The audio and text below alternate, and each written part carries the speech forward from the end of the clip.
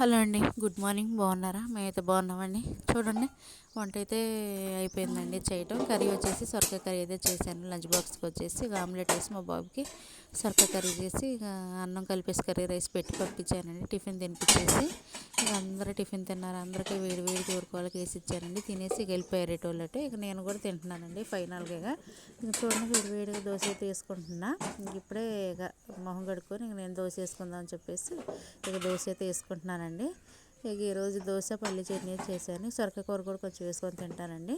ఇంక అందులోనే దోశలోనే చూడండి, మా బాబుకి వేసాను కదా దోశను, అది ఇక ఒకటైతే మిగిలిచ్చాడు. ఇక అదైతే అట్టుంది. ఇక తినేస్తాను నేను. ఇక అన్నం చూడండి, తనకు బాక్స్ పెట్టాను కదా, లంచ్ బాక్స్. దాంట్లో టమాటాలు, ఉల్లిపాయలు, కరివేపాకులు ఉంటాయి కదండి. అసలు ఏ తగిలినా తినండి తను. ఇక తినకుండా తీసుకొస్తాడే. కలిపేసి చూడండి, ఆ కూరగాయ ముక్కలన్నీ ఏరి పక్కకు పెట్టేసి మామూలుగా కూరతో కలిపిన అన్నం ఉంటుంది కదండి, కర్రీ రైస్. ఇక అది ఒక బాక్స్లో పెట్టేసి ఇక నంచుకోవడానికి ఏమన్నా చిప్స్ లాంటివి, లేకపోతే ఏదన్నా ఆమ్లెట్ ఇంకేమన్నా వేసి కొంచెం బూంది కానీ ఏమన్నా ఇక తనకు నచ్చినవి ఒక బాక్స్లో పెట్టేస్తే ఇక నంచుకుంటే కడుపు నిండా తింటాడు. అలాంటివి ఏమీ లేకపోతే తను తినకుండా ఇక బాక్స్ అలా తీసుకొని వస్తాడండి. ఇంకా తన కోసం ఇక అందుకే ఇక అలాగ ఆమ్లెట్ అయితే వేసి లంచ్ బాక్స్ అయితే పెట్టి పంపించాను. ఇక అందరూ ఇక తినేసారు కదా టిఫిన్. ఇక ఎవరి పనుల మీద వాళ్ళు అయితే బయటికి వెళ్ళిపోయారు. ఇక నేను కూడా తింటున్నాను.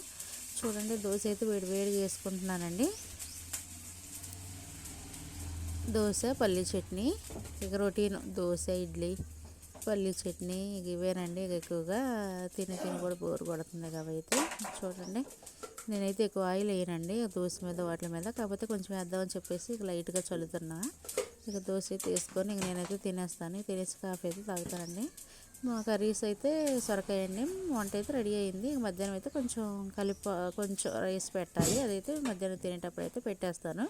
మీ కర్రీస్ ఏంటో మాకు కామెంట్ చేయండి. మీ టిఫిన్ ఏంటో కూడా మాకు కామెంట్ చేయండి. మా వీడియో నచ్చితే లైక్ చేయండి. చూడండి, ఇక వేడి నీళ్ళు అయితే కొంచెం పోసుకొని తాగుతారండి.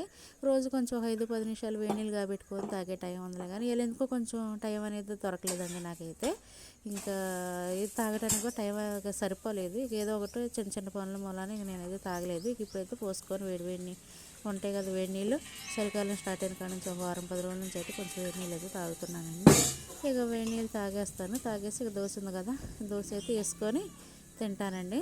చూడండి, ఇక వారం 10 డేస్ నుంచి అయితే నేను వేడి నీళ్ళు అయితే తాగుతున్నానండి. బాగా వేడిగా అయితే ఉన్నాయండి, మసిలిపోతున్నాయి.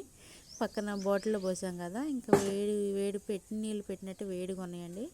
ఇక కొంచెం వేడారేకైతే తాగేస్తాను. ఇక దోశ అయితే వేసుకుంటున్నా. చూడండి, దోశ అయితే రెడీ అవుతుంది. ఇక దోశ వేసుకొని ఇక నేనైతే తినేస్తాను. పొద్దున్నే హడావుడిగా ఉంటుందండి. ఏదో తెలియని పనులు చిన్న చిన్నవి అయినా ఇక ఏదో ఒకటి హడావుడిగా ఉంటుంది.